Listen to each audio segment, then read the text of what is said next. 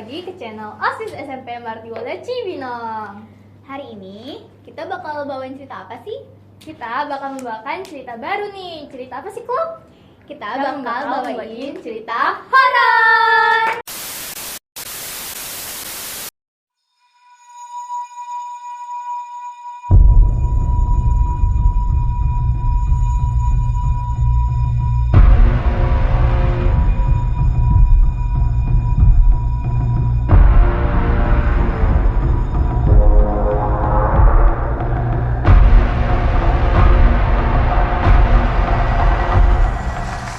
Wah, seru banget gak sih kalau kayaknya Bakal serem-serem banget gak sih ceritanya? Iya, aku jadi merinding deh bawainnya. Ya. Kamu juga gak sih? Aduh, takut banget ya, takut digangguin nanti. Kita udah ngumpulin berapa cerita sih, Kak?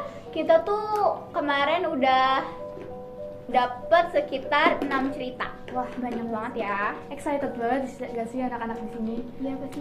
Di beberapa cerita itu ada cerita pengalaman pribadi sama cerita karangan ya. Iya. Wah, kayak seru banget gak sih? Kalian penasaran? Kalau penasaran, saksikan terus sampai akhir. Nah, kita bakal mulai dulu nih. Yang pertama ada dari Claudia. Iya. Jadi cerita yang bakal aku ceritain ini dia tuh nggak mau disebutin namanya ya. Oke, jadi kita langsung aja ke ceritanya. Jadi ini tuh kejadiannya waktu aku kelas 5 SD sel. Posisinya tuh di rumah aku cuman ada ortu sama aku. Aku tuh lagi tidur siang dan ternyata aku bangun itu udah menjelang malam.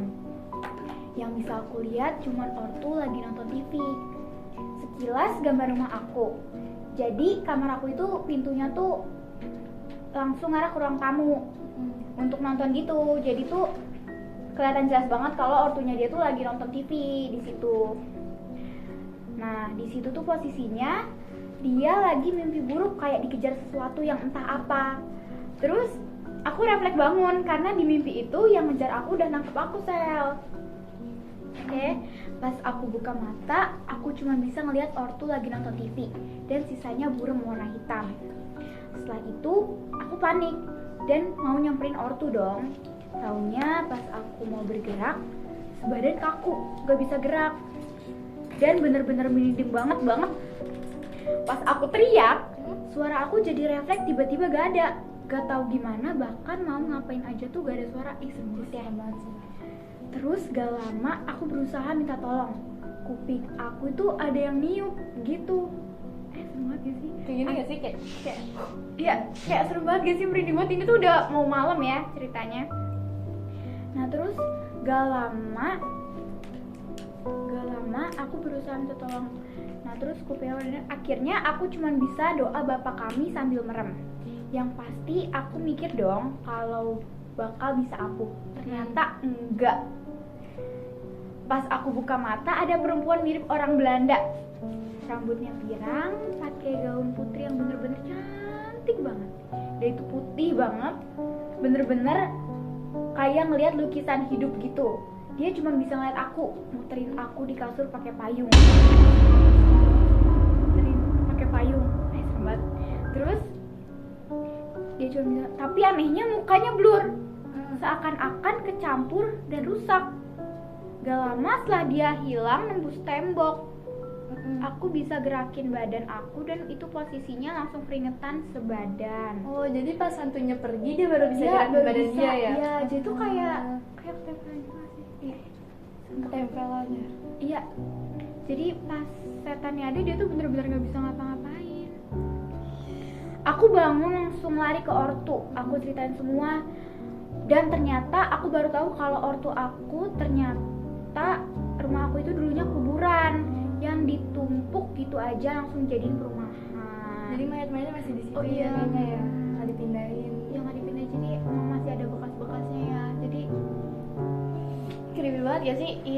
ini rumahnya doain dulu kayak kan gitu. Dan papa emang cerita aja kalau ada Mbak Kun di rumahnya lagi ngejagain kita. Tapi ternyata setelah aku cari tahu, teman aku banyak yang ngalami hal serupa dengan sosok yang serupa. Dan sampai sekarang kita benar-benar masih penasaran siapa sosok cewek cantik Belanda itu. Cewek cantik Belanda. Tapi emang pakai payung. Tapi emang biasanya kalau setan Belanda tuh cantik-cantik tapi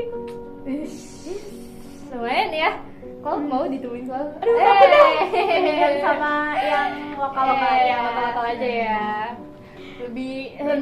Lebih aman sama Manusia yang ya, lokal. yang Oh, manusia. manusia dong. manusia yang agak mirip sama Iya. itulah.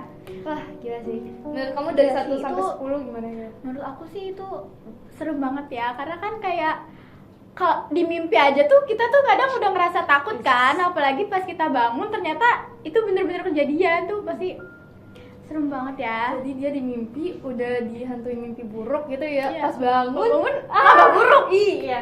Serem Mending banget. tidur Iya, mending apa bangun jadinya? Iya, itu dua-duanya serem sih, gua nggak mau ya. Udah tuh kau. Udah sih sampai situ aja, tapi serem banget ya. Walaupun pendek tetap serem. Lanjut cerita kedua Lanjut nggak nih kakak? Lanjut gak ya? Lanjut lah. Ya. Nih, kali ini ada cerita dari misal 8A. Gimana tuh ceritanya? Dia cerita lewat IG OSIS. Nah, jadi kalian yang mau ngirimin nih bisa kirim ke IG OSIS atau email OSIS.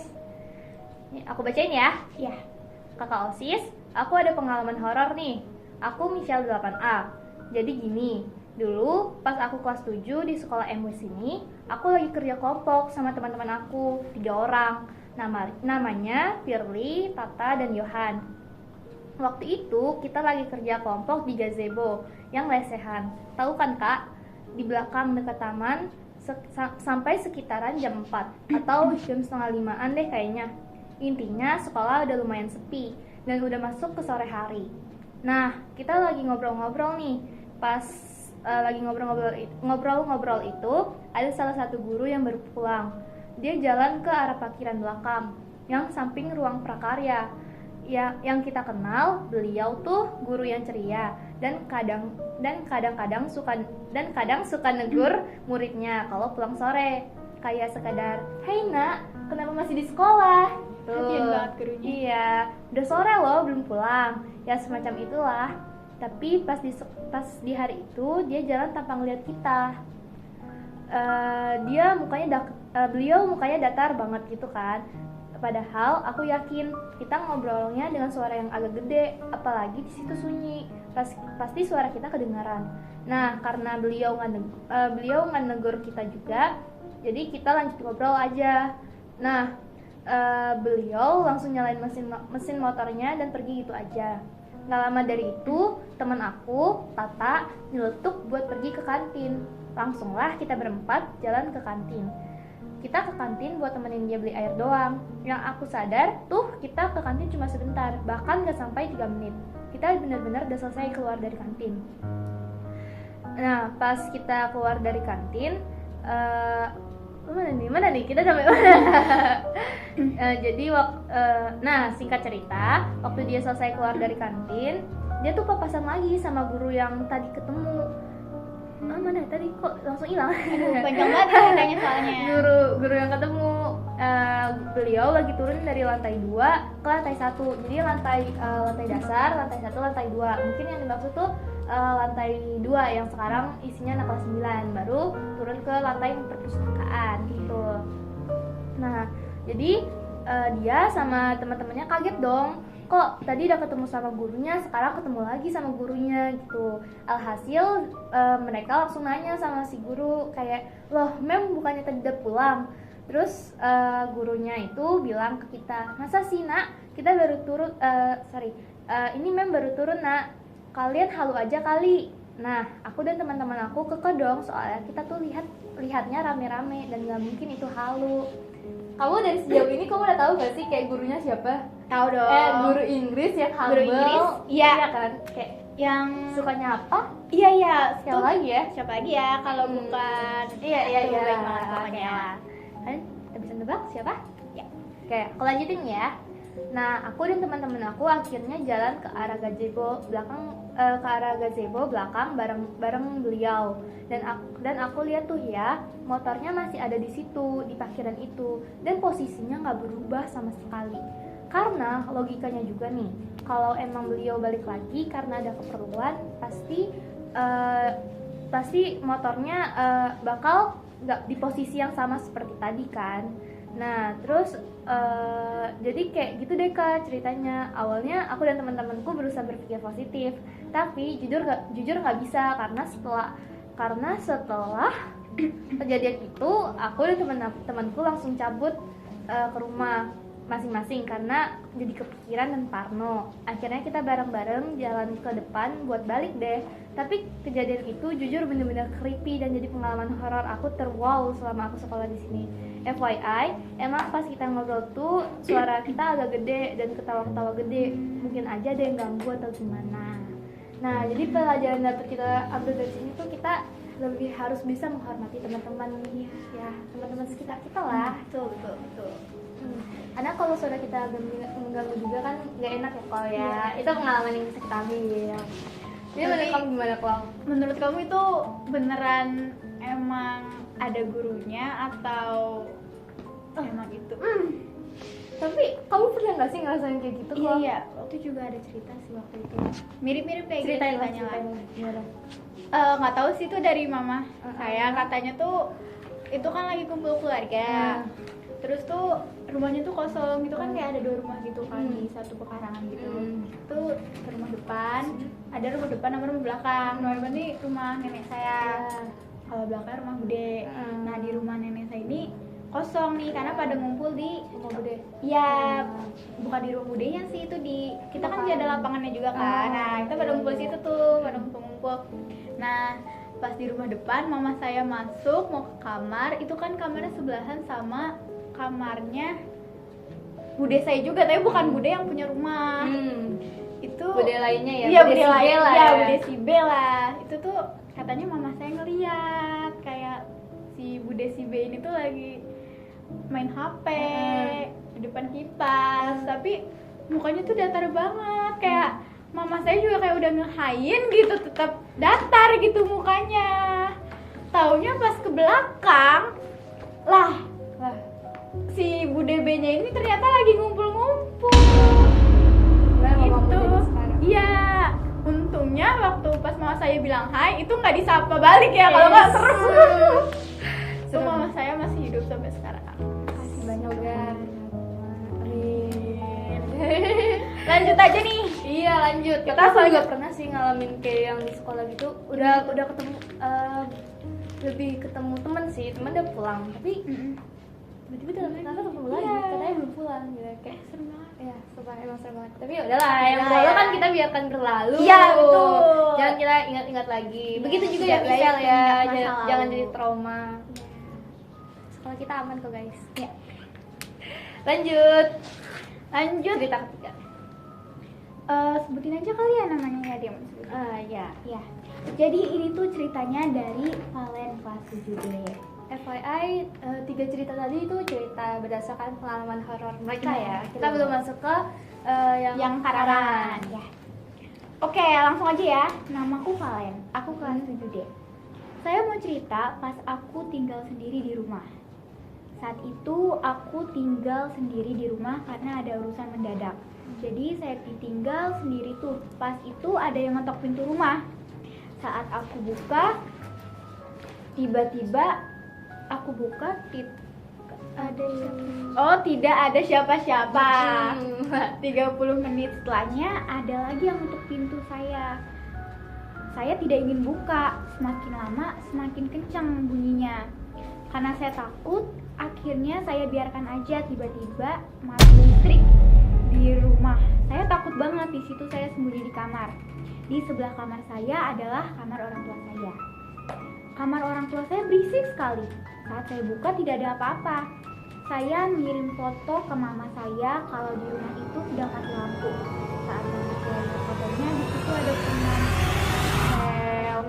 Tapi saya gak tahu penampakan apa. Jadi saya lari deh ke rumah tetangga. Hehe, untungnya tetangga saya baik. Makasih banget tetangganya ya. Banyak-banyak makasih, Iya. banyak-banyak ngasih makanan tuh. Karena pasti itu penyelamat banget guys. Penampakan ya. Ini mamahnya yang salah lihat atau gimana, takut banget sih tapi ya. Bayangin lagi sendiri ya, Iya. di rumah tiba-tiba di kayak gituin kalau Mati listrik soalnya. Mati listrik. mati listrik lagi. Aduh, Trik soalnya. lengkap gak sih kalau paket lengkap? Iya. Udah kayak nasi, tambah cabe, tambah ayam. Aduh enak banget. Bubuk Jadi remes. lapar Aduh. nih. Iya, ini aku juga lapar. Iya. Tapi kita masih punya banyak cerita, Klau. Aduh, itu baru berapa? Bertiga. ini baru ada 3 yang kita Setengahnya ceritain. lagi masih ada. Nah, ini berikutnya. Dari siapa tuh? Lanjut gak? Lanjut gak? Lanjut ya. Lanjut lah ya. Dari siapa tuh? Pengirimnya atas nama Princess Rahel. Oh, Nah, ini pengalaman horor dia. Cerita horor terjadi pada tahun 2022. Aku pergi ke sebuah glamping di daerah Bandung. Ini baru mulai ada typo. Sorry, kita ulang ya. Aku pergi ke suatu glamping di daerah Bandung Atas bersama mama, papa, adik, abang, 3 mbakku, dan 5 karyawanku. Kami berangkat dibagi menjadi 2 sesi, menggunakan 3 mobil. 2 mobil pertama berangkat di jam 10 pagi, dan mobil satunya berangkat nunggu abangku pulang dari sekolah. Sekitar jam 7 malam, aku sampai di tempat parkir glampingnya. Kami sudah diperingati sama mamaku, omongannya dijaga ya. Tapi salah satu dari mbakku ada yang ngeyel, bercanda sambil nyebut mbak gitu lah, mbak Kun gitu lah. Tapi yang lain tidak begitu hiraukan. Akhirnya kami naik ke tempat glamping, membangun tenda, menyiapkan makan malam dan lain-lain. Setelah siap, aku meminta salah satu mbakku untuk menemaniku ke toilet untuk cuci tangan. Kami pergi ke satu toilet yang ada tempatnya sangat gelap dan menakutkan. Airnya pun tidak ada. Akhirnya aku tidak jadi cuci tangan. Sekitar jam 12 malam, aku sudah tidur. Namun papaku, abangku, mbakku, dan karyawanku masih menikmati suasana di malam hari. Salah satu mbakku yang tadi bercanda bawa-bawa nama Kun itu ingin pergi ke toilet karena asam lambungnya kambuh. Mbakku pergi ke toilet yang tadi aku datangi. Saat tiba di sana, mbakku pergi ke toilet yang tadi aku datangi. Titik nih. Saat tiba di sana, dia muntah dan setelahnya ia mengaca. Saat ia mengaca, di belakangnya ada sundel-bol. Serem banget, Klau. Di bayangan kacanya itu. Padahal dia hanya sendiri di toilet itu. Dia langsung lari ke tenda dan bilang ke papaku bahwa dia melihat makhluk halus di situ. Keadaannya lemas sekali. Papaku langsung membantunya seperti membacakan doa-doa sambil memijat daerah tengkuk leher mbakku. Keesokannya mbakku menceritakan kejadian itu kepada aku. Dengan cepat aku mengingatkan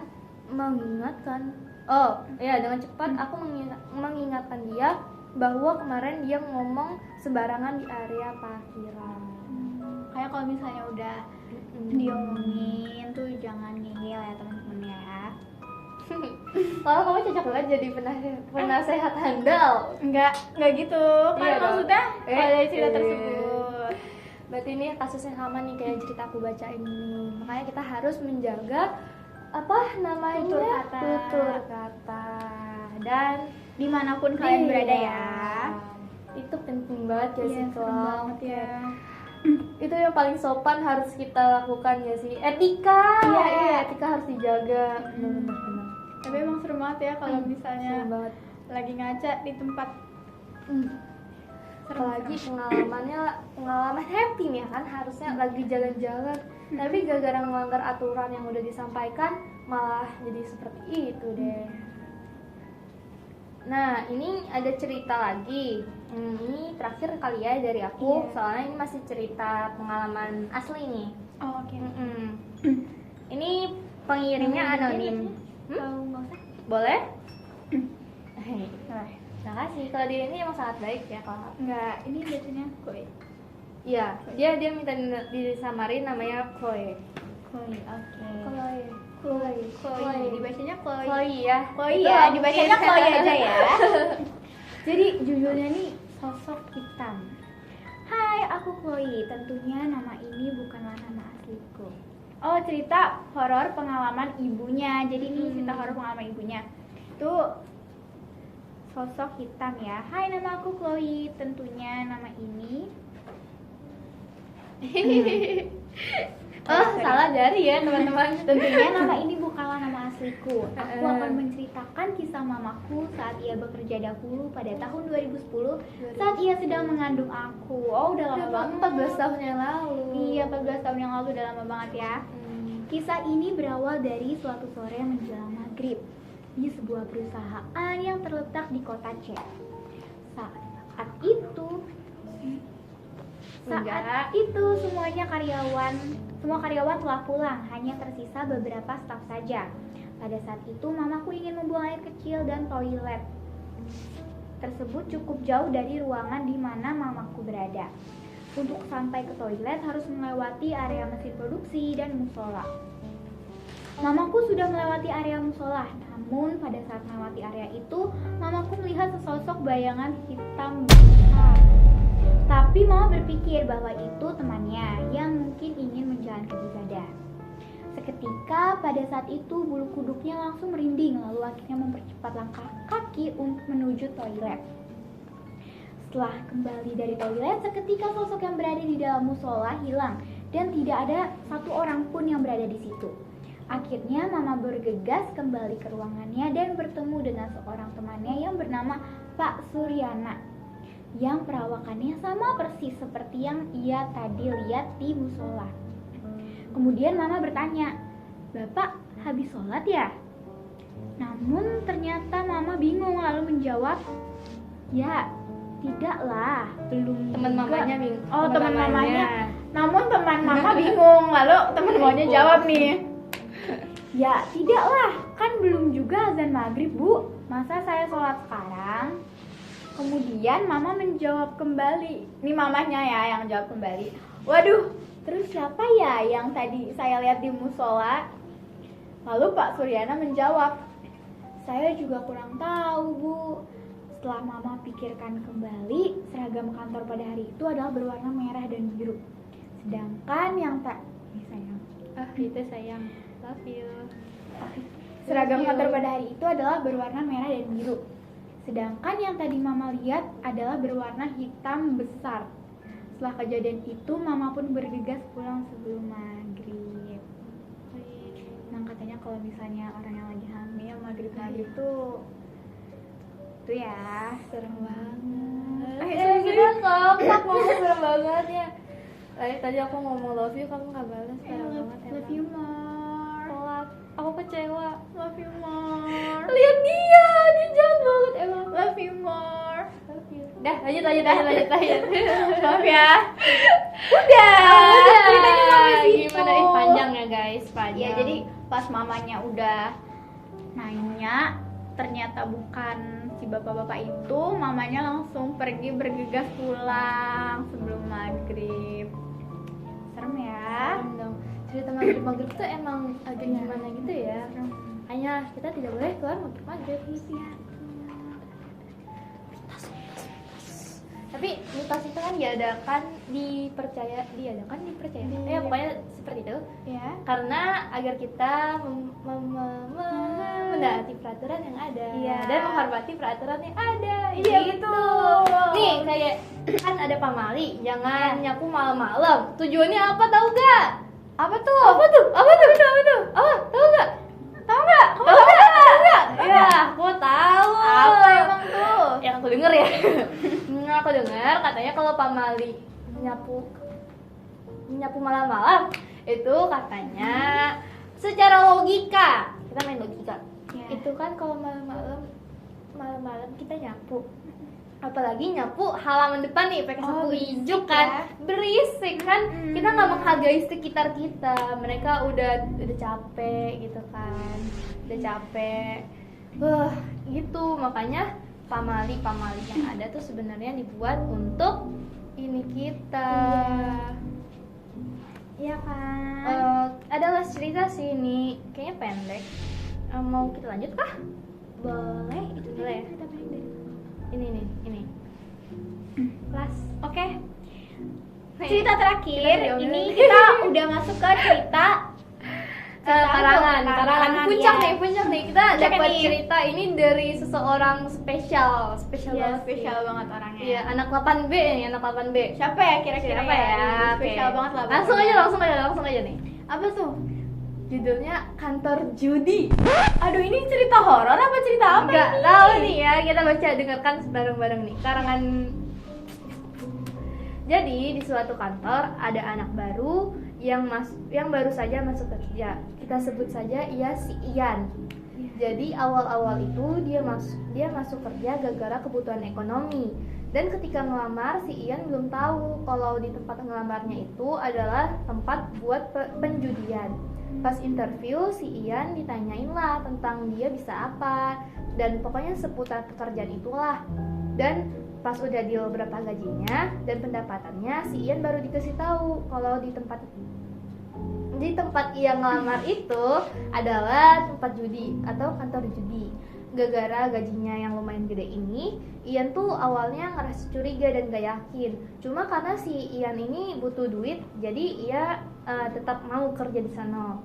Pas awal-awal masih aman nih, di kantor belum ada teror-teror. Sampai dimana ada teror-teror yang terjadi. Pertama, ada teror yaitu lift tiba-tiba jatuh, terus kesurupan dan juga kematian.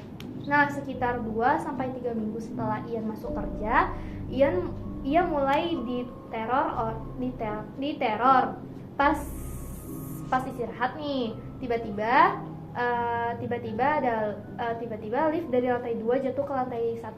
Suaranya keras banget. Si Ian sama teman-temannya langsung menuju ke lift. Setelah diperiksa apa masalahnya, ternyata pada intinya liftnya itu ditemuin cakaran gitu, dan di dalamnya ada sekitar 5 orang. Namun semua orang di dalam lift itu baik-baik aja kondisinya. Nah, teror kedua adalah teror kematian. Ada tuh seniornya si Ian, kita sebut aja Gria ini, aduh sih dia nih nulisnya gini banget.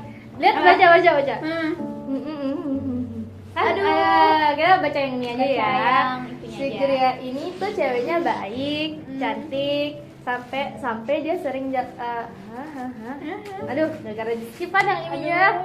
Pokoknya dia anak orang baik, terus cantik, sampai dia sering jalan bareng. Sampai dia sering jalan bareng sama big boss di perusahaan itu. Pada suatu hari, ada orang yang kesurupan. Orang itu awalnya nangis. Orang-orang di sekitarnya mah masih cuek aja. Tapi habis dia nangis, dia tiba-tiba ketawa. Terus banting-banting barang. Terus dia bilang gini, "Saya ingin ketemu bos kalian." Tuh, tanya. Setelah dipanggil bosnya nanya, "Kenapa?" Yang kesurupan ini tuh bilang kalau kantornya si bos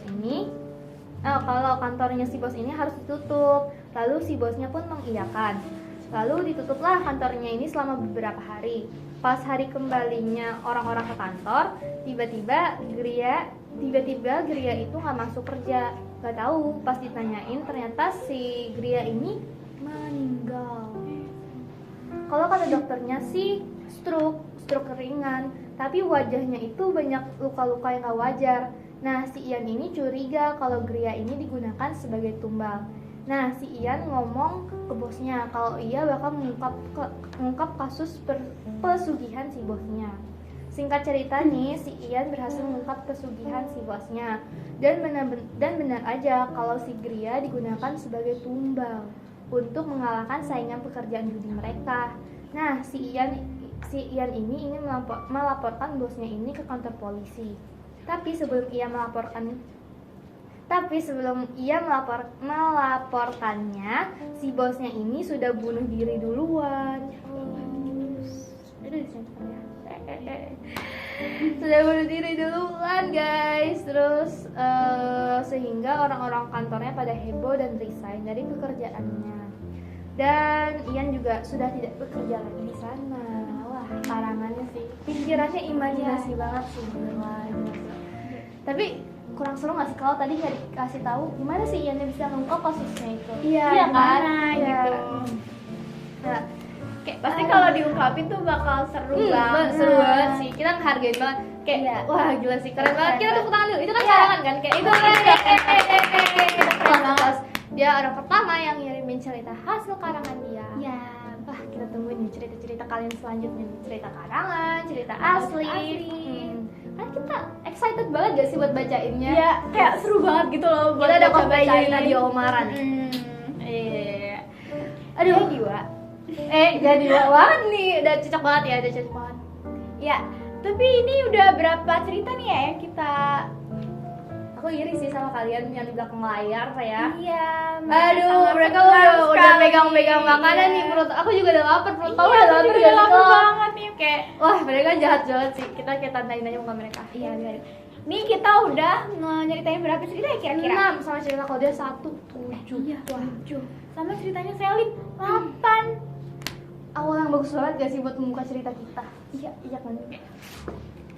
Kayaknya cukup sampai sini aja ya. Cukup Aku ya. udah lapar dan Iya. mereka sudah berfoto-foto Ria dengan makanannya ini. Jadi Buat sampai sini aja. iya, sampai sini aja. Dan buat kalian yang masih punya banyak cerita yang belum kalian sampaikan di sini, kalian bisa share, Ya, share ke di sini. Di mana dong? Di sini atau di sini? di sini, di mana-mana boleh. Pokoknya di sini IG OSIS. Ya, di sini. Di sini IG OSIS. Di sini IG OSIS. Ih, aku yang megang nanti kamu. Oh iya, ngeliat. di sini. Di sini IG OSIS. Nah, kalau di sini itu email OSIS. Emang tadi aku bilang apa? Ulang. Di IG. sini IG OSIS. Di sini email OSIS. Di sini. Oh, ulang sekali lagi. Di sini IG OSIS. Di sini email OSIS. Yeay! Jadi pesan moral, jangan lupa like, subscribe, dan share. Ya, oke. Segini aja cerita dari kami. Hatur nuhun. Makasih juga ya buat kalian yang udah nge-share pengalaman kalian, baik itu cerita karangan atau cerita pribadi kalian. Sampai sini aja ya. Dadah!